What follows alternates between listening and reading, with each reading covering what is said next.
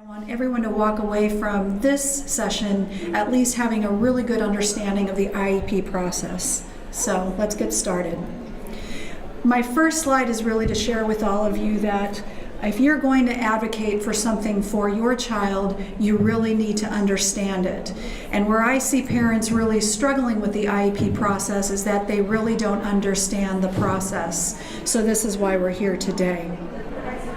I want you to have the mindset of not letting IEPs happen to you anymore. And what I see in our community, as well as the broader community of kids with special needs, is parents walk out of those IEP meetings and they'll say, well, the team did this to me and the team did that and they won't do this. You're a very important part of that IEP process. So I hope you walk out of here with the knowledge that let's stop letting the IEPs happen to you and start being more part of that process. The second thing I'd like you all to know is that everyone needs to slow down. So parents always come to us with questions about placement, questions about the services they're receiving when they really haven't gone through the whole process itself, which takes time. So as we're doing this very quickly today, I want everyone to think to slow down anytime you're thinking about your kid's IEP. Today we're just going to talk about the IEP process, but if you have a child with epilepsy, you need to understand the brain, you need to understand the disabilities that your child has, and you need to understand interventions and teaching strategies. So all we're going to cover today is the brain, but all of these other different things are things you need to know. So this is your typical IEP mom, I like to say, right? She's flustered, she has a lot of paperwork in her hands, and she doesn't really understand the process. This is another type of IEP parent I see often. Really mad at the team, right? You just want to pull your hair out. That's not who I want you to be either. This is the type of IEP parent I want you to be. Right before that meeting, you're taking a call because you're not nervous about what the team's going to do. You're happy to take a call from a friend because you understand the process. But let's get back down to reality. IEP stands for incredibly excessive paperwork. Remember that, right? How many of you already have a kid on an IEP, right? The amount of paperwork is astounding. You have to keep every single bit of paper, including documenting every conversation you have with the school team with a follow-up email or letter. Don't get overwhelmed, chunk your learning. If you think this stuff is easy, I can promise you that you're doing it wrong. If you think it's difficult, you're doing it right. I practiced law for 15 years before my son was born, and this system brought me down to my knees. So again, if you think you're doing it easy, you're doing it wrong. It is difficult. Okay, before we start building your IEP, I want you to assume 4 things. Assume anytime you're building your kid's IEP that you are going to go to due process. And this is the administrative filing that you would file. Some of them say sue the school. It's not really what you do. You file what's called an administrative claim against them. So assume that you're going to have this administrative filing against them. Assume that every member of the IEP team is going to testify against you. Assume that you will not be able to testify, and this is really important. Assume that for whatever reason you're not going to be allowed to get up there during that administrative hearing. And assume that the hearing officer is going to be biased against you. And why is that? Because there's nobody who's more biased in favor of my son than me. So always assume that the hearing officer is going to think that you're just another parent who thinks that their kid can do way more than they really can. So the law we're talking about today is the Individuals with Disabilities Education Act. It is a federal law. There are some state differences which we're not going to talk about today, generally around timelines, but you need to understand that this is a federal law that governs the IEP. How many of you have read the IDEA from back to back, the law governing the IDEA? No. So what you're going to do tonight is go online, print it out, and read it cover to cover, because you can't understand building your child's IEP without actually reading that law. And it's very self-explanatory. and you'll understand the process much better. We're going to fly through the preamble really quickly to that law so that you understand the overriding policy around the IDEA. Independent living, ensuring that your child has some form of economic self-sufficiency, high expectations, access to the gen ed curriculum to the maximum extent possible. So this is what the law expects for your child underneath the IDEA, and that's always going to be a goal. Meeting those goals, meeting challenging expectations, and creating a productive member of society in their adult life to the maximum extent possible, and strengthening the role and responsibility of parents. So always understand these overriding arches of the IDEA. What's the whole purpose of the law? It's 6 things. The first is to ensure that your child receives what's known as a FAPE, a free, appropriate public education. Everyone say best. Say maximize. Say full potential. Say outstanding. That's the last time you're ever going to say those terms in the context of your child's education, because you are only entitled to what's appropriate. Now, I have a secret. My son gets the best education possible because I know how to build his IEP so that he does. But anytime you're in that IEP meeting, anytime you're communicating with a teacher, you always use what word? Appropriate. Perfect. The IEP is around your child's unique needs. Remember that.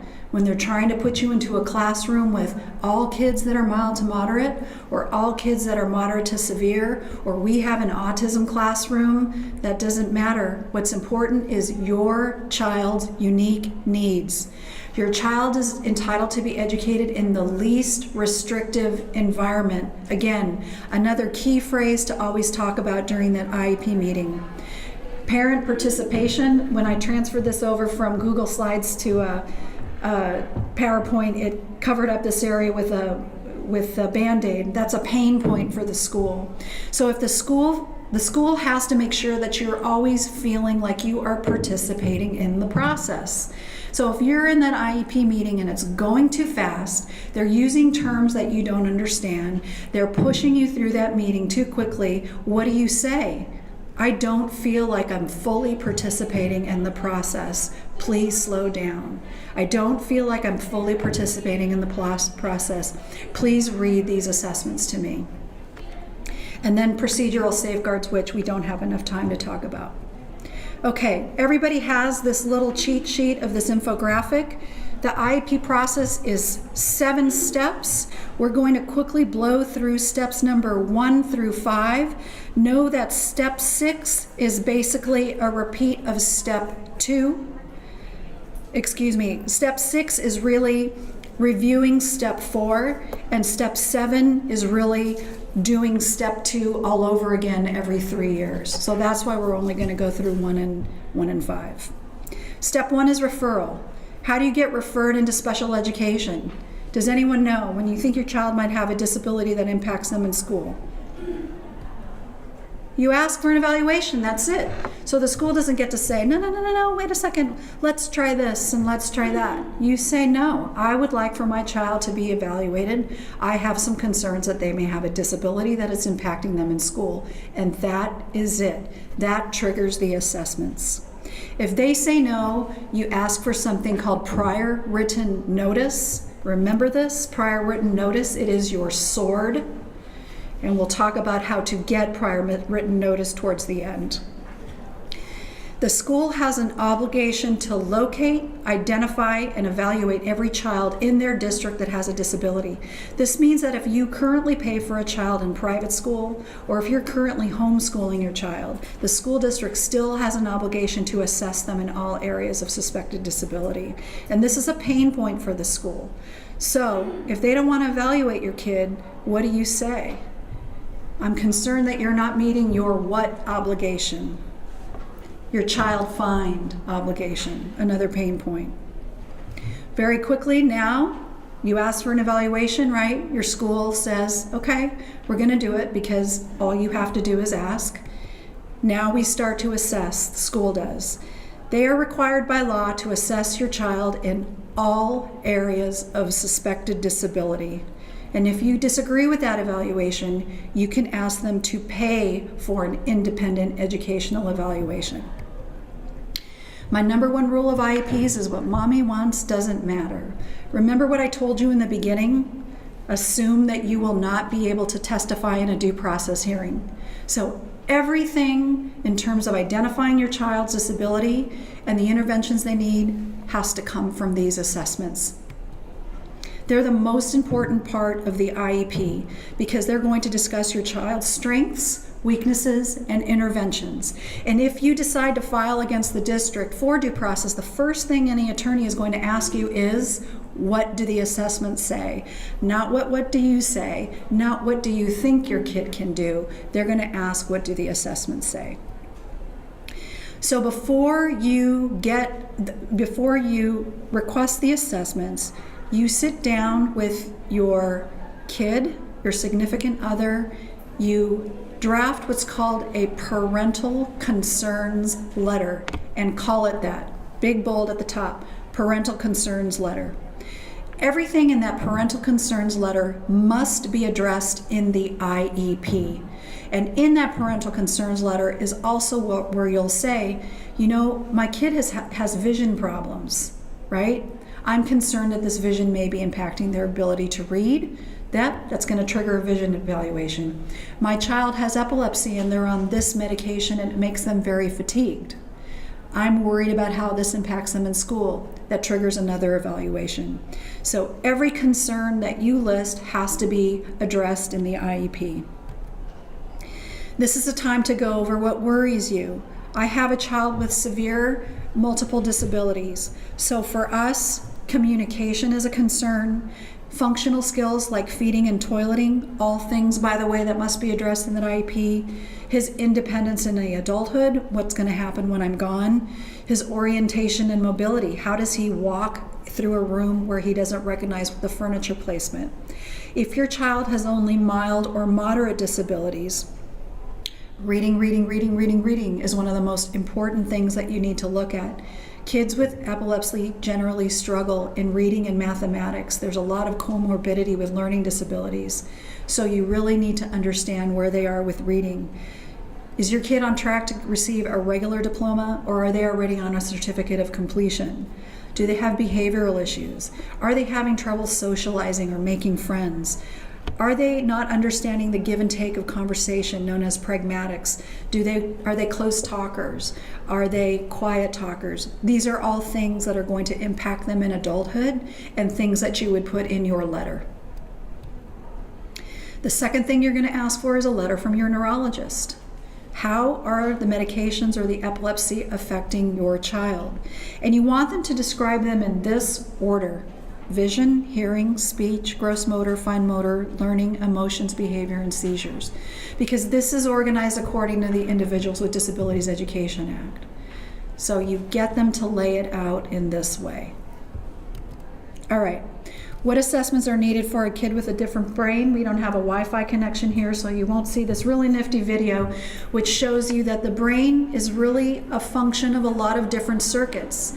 So you may have epilepsy coming from one part of the brain, but it's really affecting circuitry in all parts of the brain. So stop thinking about the brain as one lobe or two lobes or issues in one area, but think about how globally the epilepsy might be affecting the child.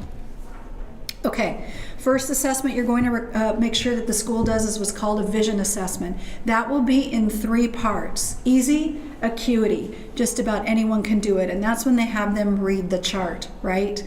See what letters they can read. The school assessor generally does an okay job with doing that. The second thing you want to make sure they do is what's called ocular motor control, visual fields assessment, and visual processing. Typically, the school will take your child's independent evaluation from an optometrist or a neuro-ophthalmologist. But if needed, you can require the school to pay for this type of assessment. They would have to do that. The third, and what I think the most important piece is what's called functional vision. How does your child use their vision in school? And that will be done by 2 different assessors in the school. The teacher of the visually impaired is responsible for your child from the doorway of the classroom in. The orientation and mobility specialist, I like to think about this as someone from the doorway of the classroom out onto the playground. So they're going to look at how your kid walks around on the playground, or how they ambulate through the hallway, how they use their vision in that scenario. And then the TBI is going to talk about how they use their vision in the classroom. This is easier for those of us who have children with occipital lobe seizures or occipital lobe malformations, but even those of you who have kids who've had epilepsy for a long time or who are on certain medications, they may have visual problems. It is reported. So very important to make sure that the school performs all 3 of these different assessments. The next thing is a hearing assessment. Easy, the school assessor usually does a hearing acuity, and that's the different tones in each ear. Yeah, I can hear that, the kid can hear that, that's fine. But a specialized audiologist is going to do what's called a central auditory processing assessment. This is needed for a child. They have to be no younger than about age 8 and typically have to have a normal IQ. They can't go below about 80, otherwise this assessment would be unsuccessful. This is important to understand how the child processes sound, whether they can hear where things are coming from, where they can localize sound in a room, whether the air conditioner that's on in the classroom where your child is receiving reading instruction is too loud for them to focus on. And it's important to know that hearing is extremely important when a child is learning how to read, because reading starts with phonological awareness, which is 100% auditory, understanding how the sounds of letters and the sounds of words come together to form a sentence. If they say, we don't do that here, not your problem. They have to pay for an audiologist to perform this assessment.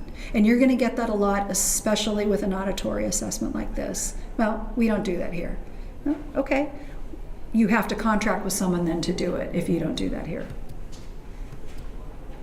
Orientation and mobility, we covered that a little bit earlier. Does anyone here have a child with significant disabilities where O&M might be an issue? No? Okay, so we'll skip this. Gross motor, easy. Typically the physical therapist does this. They'll look at strength, endurance, balance, and coordination. In a child, for example, who's primarily a wheelchair user, they would look at functional mobility, ambulation, and how they would transfer from the floor into a seat or from their wheelchair onto a toilet. The school also has to assess in fine motor, sensory processing, and activities of daily living. Strength, their dexterity, their coordination, their visual motor integration. If you have a child with significant needs, perhaps that doesn't know how to toilet, has difficulty dressing, or difficulty eating, all things that the school must assess in. Speech and language, again, extremely important.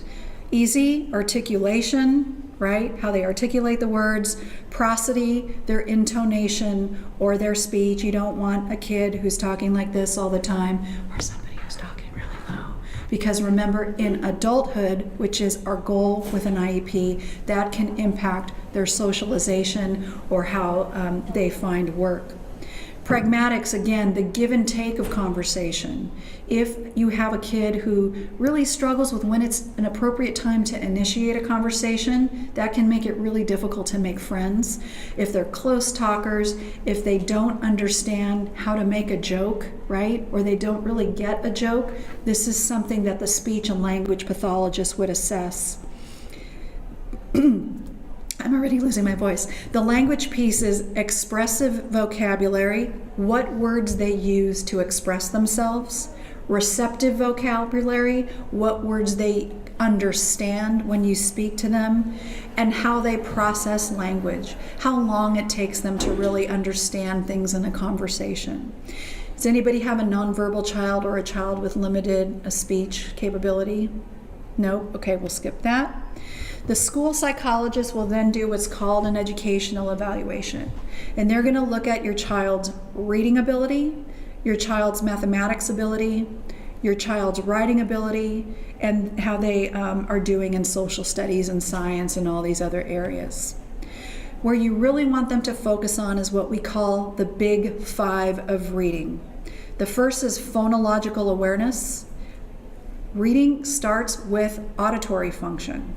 So kids first learn that the f sound, or the F makes the f sound, that the PH makes the f sound, that A may make the a, or a sound depending on where it's located in the word.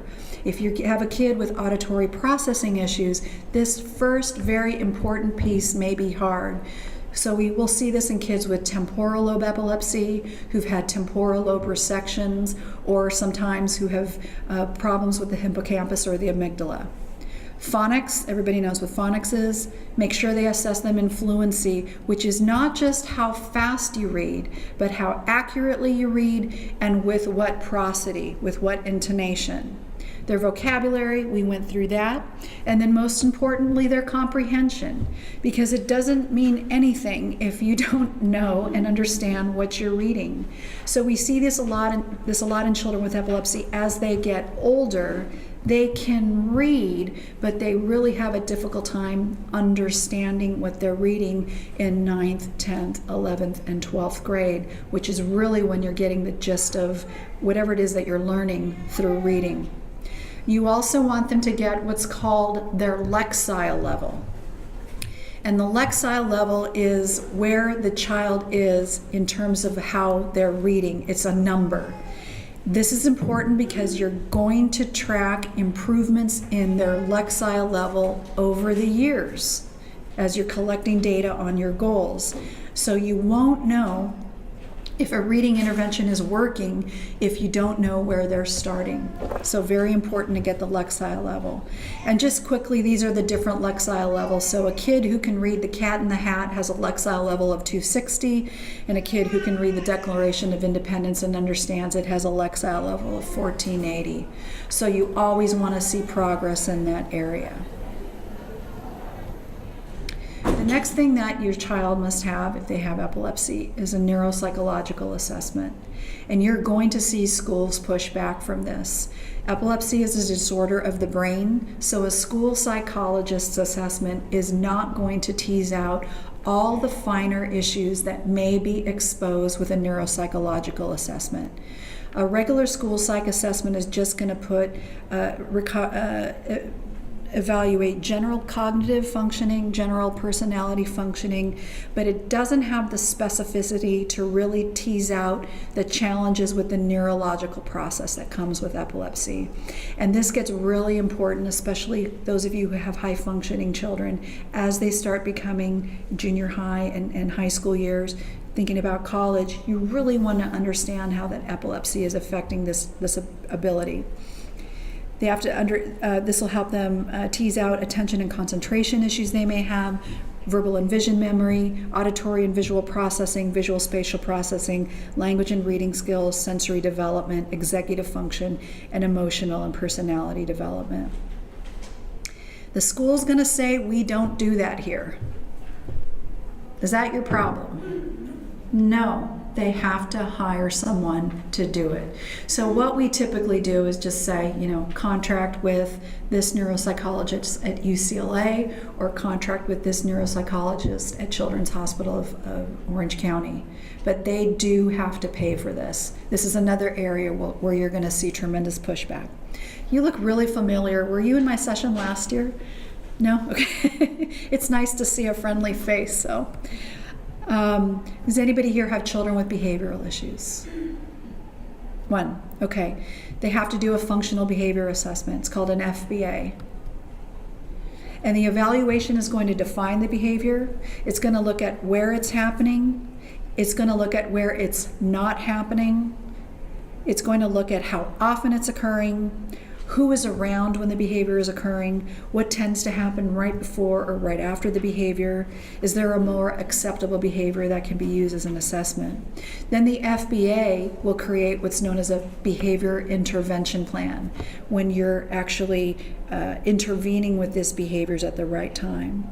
This is also key to a one-to-one dedicated behavioral aid. So my son has a one-to-one dedicated aid at school, primarily for behaviors, but also for redirection and helping him with some manual activities. And it's almost impossible to get that without an FBA. So if you want a one-on-one dedicated aid for your child, you have to get an FBA. So now, look at the assessments that the school provides. Does it include recommendations? In other words, are they just saying, okay, your kid has behavior problems, but they're not recommending anything? Look at the ethics codes for whatever therapist is drafting that assessment, because virtually all assessors have ethics codes that say you diagnose, but then you also have to give an intervention and a recommendation. And what schools like to do is say, well, we're going to talk about that at the IEP. No, it is your right to get those assessments ahead of time. In fact, I'm going to tell you to always ask for those assessments at least 2 weeks before the IEP. That will give you time to review them, to see if you need additional assessments, and then to ask for your own the schools to pay for their own your own evaluation if needed. So now you've looked at all the assessments. You told the school you want them ahead of time. You don't want them in that IEP meeting. How many of us have been in an IEP meeting where the first 30 minutes are the assessments, right? I hate that. It's a waste of time. So you always ask for them ahead of time, and you can ask for a meeting where you just go over the assessments, right? Just go over the assessments. If you disagree with an assessment, you are entitled to have the school pay for an independent evaluation. And that can be more than one evaluation.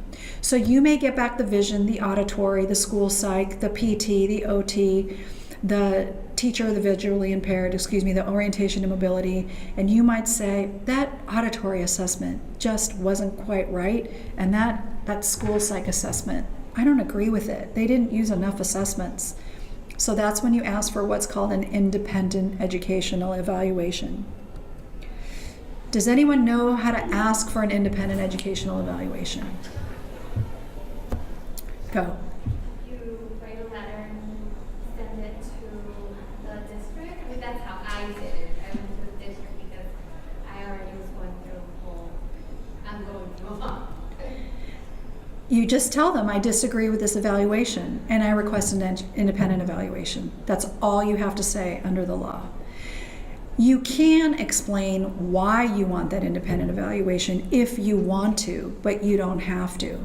So if during the IEP meeting you're saying, I don't agree with this, I think my son's IQ is much higher, or I think he has more profound reading issues than you're exposing in this assessment, I want an IEE, and they say, well, tell me exactly where here that you disagree with this evaluation. I don't have to tell you. And the school must either fund that evaluation or file due process against you and take you to an administrative hearing. The worst case scenario in that administrative hearing is that you lose and you don't get your IEE, right? Don't get your IEE. So don't ask for every independent evaluation under the sun, all right? There may be only one or two that you disagree with. And typically where this makes the most sense is with that neuropsychological evaluation, if you're getting that much pushback. The only thing I will say about independent evaluations or evaluations that you bring to the table is that under the IDEA, the district must only consider the evaluation. They don't have to follow it.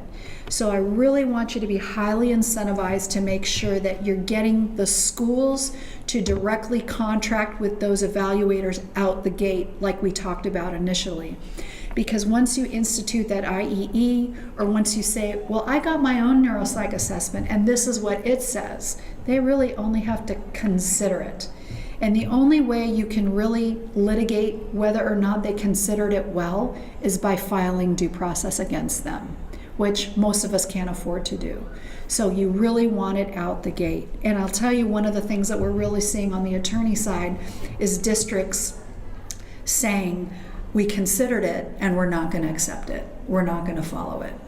If they do that, you do what? You ask for prior written notice. Again, anytime they say no, you're going to ask for prior written notice. I'll tell you how to do that in a little bit. Always ask for the assessments ahead of time. We did that.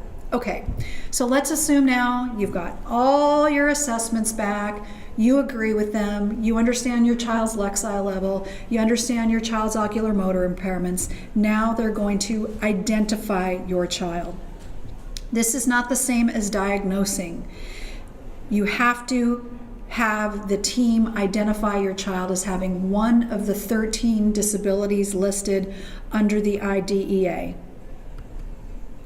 Autism, blindness, deafness, emotional disturbance, visual impairment, hearing impairment, intellectual disability. My son falls under multiple disabilities, orthopedic impairment, other health impairment for a child with epilepsy is generally how it works. If you go the other health impairment identification route for a kid with epilepsy, you must also show, though, that the epilepsy is adversely affecting the child's educational performance. You don't get an IEP just because your kid has epilepsy. It has to adversely affect their educational performance. If you don't have that adverse effect, what do you get? A 504. Yes? How do you prove that? Your neuropsychological assessment. That's what's going to say, here are the circuits that are being disrupted by the epilepsy, and here's the proof, because look at how low the scores are here, right? My kid has really poor working memory, perhaps. Well, they've got hippocampal sclerosis due to temporal lobe epilepsy. So that's your explanation. The school psych assessment is not going to show that.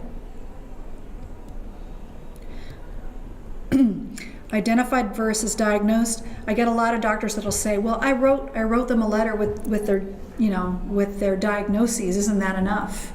It is not. Diagnosing a kid with any condition is not enough to trigger services under the IDEA. They must also be identified as having one of the 13 disabilities by the team. So remember that. Doctor's note is good. Doctor's note is not enough. Okay. Gonna skip this, gonna skip that. Okay. A lot of questions I get are, what disability category should I choose for my child? It really doesn't matter, other than if you're going to eventually send your child to a private school at the district's expense. Some schools are only licensed, for example, to treat kids with autism or to treat kids with only an orthopedic impairment. So if that looks like something that's on the horizon for you, then you want to switch that disability category. So our district paid for my son to attend a private program at a tuition of $75,000 a year. It was only accepted, though, for kids with autism, not with epilepsy. But he has autistic characteristics. So we received an autism diagnosis, which then got him identified as having autism in the IEP, and then the school could pay for that private school. So lots of really good private schools for kids with learning disabilities. So if you're identified as having an orthopedic impairment, for example, got to switch it to specific learning disability, so then the school can actually contract with the district for that. Okay, so now you're developing the IEP. And remember, I told you guys to draft your letter of parental concerns, right? Because this is what the IEP team is going to talk about. This is a typical IEP meeting, at least it is for my son. Have at least 20 providers in there. I don't want you to walk into that meeting feeling intimidated. I want you to walk into that meeting and look around and make sure that everyone who has assessed your son is in that room, because you need their input.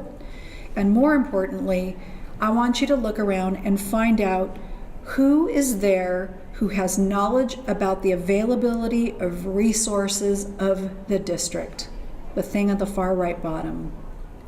That's the person with the checkbook. That's the person who can approve services. You don't want an IEP meeting where they're saying, I need to call home office before I approve that one-on-one aid. I'm not sure we can do that. We need to have a meeting with the principal. That is not how the IDEA works.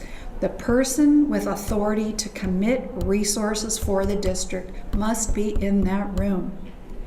So you look around, your PT, your OT, your speech, your school psych is there, and you say, oh great, who here has authority to commit resources on behalf of the district? Oh great, Principal Jim, thanks for coming. All right, we can get started. You can bring whoever you want at your choice to that meeting. So sometimes that might be a note taker. It might be someone from the Epilepsy Foundation if they have that service.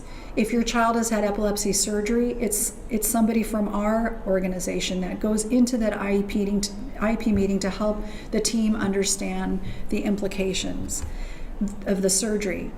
The child who is a subject of that IEP is entitled to attend that IEP meeting if the parents want them to. I mean, after all, we're talking about their education, so their input is extremely important. The first thing you're going to talk about in that IEP meeting was called the present levels of academic achievement and functional performance.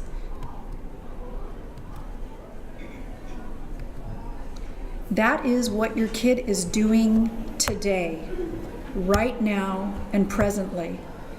I'll bet you dollars to donuts if you go back and look at your kids' prior IEPs that the districts are cutting and pasting the PLAF statements year after year, and that is wrong. Every year, this PLAF statement is going to change because your child's functions are going to change and hopefully improve with the services they get in school. It has to state how your child's disability affects their involvement and progress in school. It has to talk about their strengths and weaknesses. It has to include units of measurement. If your child has behavioral issues, how many times per day does he elope from the class? How many times per week does he hit a teacher or bite his schoolmates? All of this level must be in the present levels of academic achievement and functional performance. Because remember, you can't testify at that due process hearing, right? So how is the administrative hearing officer going to get a picture of your kid and know what they're like from this present levels?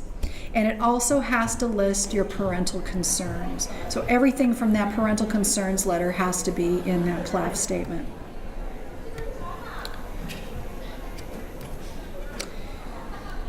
The PLAF statement is what holds up the rest of that IEP. So you're not going to get the right goals, the right services and aids and accommodations, and eventually the right placement for your kid if you have a crummy PLAF statement. And how do you make that PLAF statement really strong? With those assessments that you have. So academic achievement, the IEP is going to list in the PLAF statement where your child is in reading from those assessments, in language arts, in science and history, how they're doing in math, and their writing ability.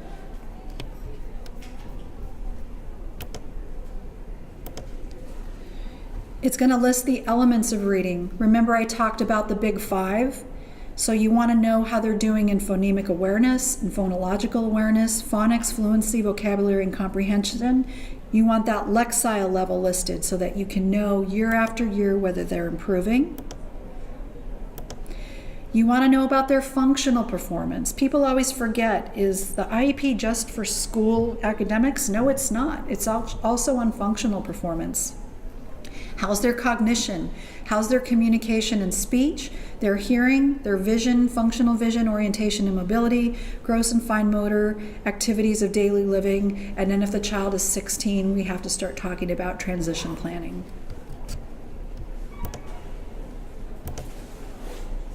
So, everyone, let's read this real quickly. Henry is a happy and joyful child. He greets the teachers and staff every day. He loves to play with his classmates and enjoys playing catch with them and running and kicking the ball during recess. Anything wrong with this PLAF statement? Do you have a clear picture of what this kid Henry is like? This is my son's actual PLAF statement from when he was 5. He's a pretty happy and joyful child. He's totally nonverbal. So it doesn't describe how he's greeting the teacher. I can tell you that it's like this, and it's only when prompted. Does he greet them every day and the staff? I doubt it. He's only doing it when prompted. Does he love to play with his classmates? I don't think so. Most kids are ghosts to him. So he's certainly not participating and playing in any board games or running around on the playground with his friends because he just doesn't really see other kids. He can't run. He has severe orthopedic impairments. He can only kick a ball if you put his foot on top of it and motor him through the process.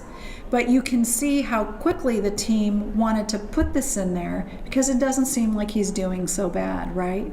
But really he has a lot of significant needs that are going to drive the goals. So you want all those needs listed because this is where your goals come from. Don't be afraid of those can'ts that are in your assessments. Anytime I'm working with a parent of a kid with special needs, and I know it's hard, many of us struggle with all the issues our kids are having, but if your kid doesn't have challenges, then they don't get an IEP. So you want those assessments to list the can'ts and the things that they're struggling with because those are the things that become the goals. Now, I will say that every single can't a kid can't do shouldn't be a goal. Some of us have kids with significant needs. My son has visual, auditory, gross motor, fine motor, ambulation, orthopedic issues across the board.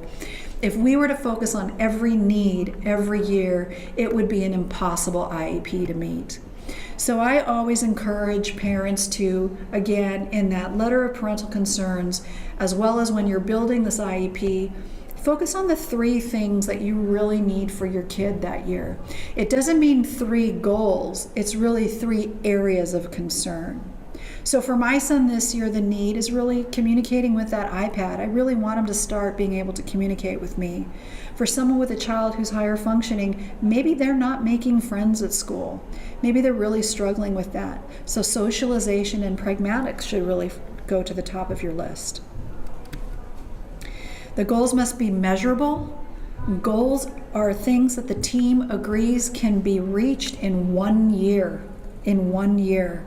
That means they're not supposed to be repeated year after year. If your kid doesn't meet a goal, the school usually says, well, we're going to rewrite it, so we're going to try it again. Goal not met, services increase. Because the team, you all agreed that they were going to reach that goal. So remember that. Goal not met, services go up. Goal met, no need for more services. They have to be challenging objectives. I don't know when the last time the U.S. Supreme Court had a unanimous decision. It's been a really long time. They did in a case last year brought by parents of a child with autism. And unanimously, this very split court decided that the IEP did not have challenging objectives for this child. So regardless of your child's disabilities, the team has to come up with goals that are challenging. Don't make those goals too easy. They have to be reachable in 1 year, but we want challenging objectives for our kids, and the Supreme Court supports that. The goals have to enable the kid to make progress in the general education curriculum. So look at what the curriculum is for your kid in that grade and align the goals with those curricular needs. There's a really good IEP goal formula on a website called speechandlanguagekids.com. But it works really great for all different functional areas. And it's a really neat way to just put the needs in so that you can develop a goal that's measurable within a year. So we're going to talk about quickly a reading goal. So by 1 year from now, John will read a grade level passage with minimal assistance in 4 out of 5 trials with 80% accuracy. That looks like a familiar goal, right? 4 out of 5, 80%. But what does this goal really mean? Is John going to read this passage out loud or quietly to himself? What grade is John in, and what grade level is the reading piece? So you might have a kid in 11th grade but who's reading at an 8th grade level. Is the text in this grade level passage 11th grade or 8th grade? We don't know. The goal doesn't say that. What does minimal assistance mean? Does this mean that they're going to get more time to read that goal? Does this mean that somebody's going to turn the page for them? Does this mean that somebody's going to read the passage out loud to them 10 times before they do? It's super vague. We really have no idea. 4 out of 5 trials with 80% accuracy, I think that's 63% accuracy, which is really low. And when are those 4 out of 5 trials being given? 1 in September, 1 in December, 1 in February, 1 in March, last one in June. So you won't know how much progress your kid is making until June when the testing has been completed. There's no way you can do that with reading, right? You need to know soon. But the biggest problem with this goal is that 80% accuracy level, because for just about every assessment, kids read independently at 95% level. The level at which a teacher is supposed to continue to instruct them is 90%, and frustration level is less than 90%. So on all these various assessments, if a kid has less than a 90% reading rate or accuracy rate, they are what's known as a frustration level of reading. So if my concerns are my kid's reading ability, why am I okay with a goal that says that he should be at 80% reading accuracy? That is massively frustrating level for him. So not a good goal. So here's a better fluency goal. By 1 year from now, John will read out loud an unmodified passage, unmodified, at Lexile level 690. We're not going to do grades anymore because we're going to go with that Lexile level. With 95% accuracy, that is the instructional level, right? In 5 out of 5 consecutive trials, meaning 5 out of 5 times, we're going to test him. And you're going to give those assessments 5 out of 5 times over a 6-week period. Why do I want a 6-week period? Because if you're starting to get that data back, which is what you're going to put in your IEP, after 2 or 3 months of getting that data back, and you chart it, and you see no progress or a drop in progress, you call an IEP meeting and you say, look, we've done it your way. We've gotten the intervention you said is going to work. My kid's now 3 months in and we're seeing no progress in reading. So there's no way this goal is going to be met by June, right? So what do? Do we rewrite the goal? No. You do what? Increase the service. Increase the service. Goals drive services. We talked about that. Okay. The goals session at our conference is a 3-hour session. So again, this is really just to give you an overview. So your child is then entitled to specially designed instruction to meet those goals, as well as physical education. What is specially designed instruction? This is really important to know. Let's use the reading example again. Do you want them to modify the content of the work? Be careful. The more you modify, you're really starting to drop standards down, right? Do you want them to modify to change the methodology? What reading intervention are they using for your kid? Is it good? Is it science-based? If it's not, they've got to improve that reading intervention because your child is not meeting goals. How are they delivering that reading? Is it in a room with 23 other children who are learning how to read?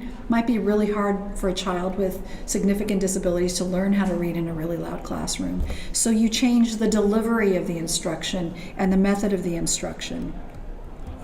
Intensive academic remediation. That is something you're entitled to under the IDEA. We think of this as tutoring.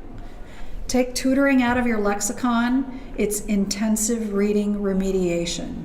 Kid is not meeting the goals, services go up, right? And they can go up to the point where they're paying for your child to attend Lindamood Bell or Orton Gillingham or any of these other programs to teach a child literacy. Supplementary aids and services, that's like a slant board and all of these other things that you might get in class. Related services to help your child meet the goal. A lot of times parents will say, my kid's only getting 30 minutes of PT in school. Well, that's probably because you only have one PT goal, right? And in school, you're only entitled to what's called an educational model, which is enough therapy to help your child access the general education curriculum. You're not entitled to the medical model, which is helping your child reach their full potential. That's what you get at PT at a hospital. So for some things like physical therapy for my son, he gets about 30 minutes. He could use a 2-week intensive intervention at a hospital, but I don't have the expectation that a school will provide that. These are all the related services your child is entitled to under an IEP. Transportation, speech, audiology, interpreting, PT, OT, recreation therapy, O&M, and there it is again, tutoring, but we don't call it that. We call that direct instruction or corrective services. And I'm under my time, so I'll be back tomorrow, or over my time. I'll be back tomorrow in the Ask the Expert section.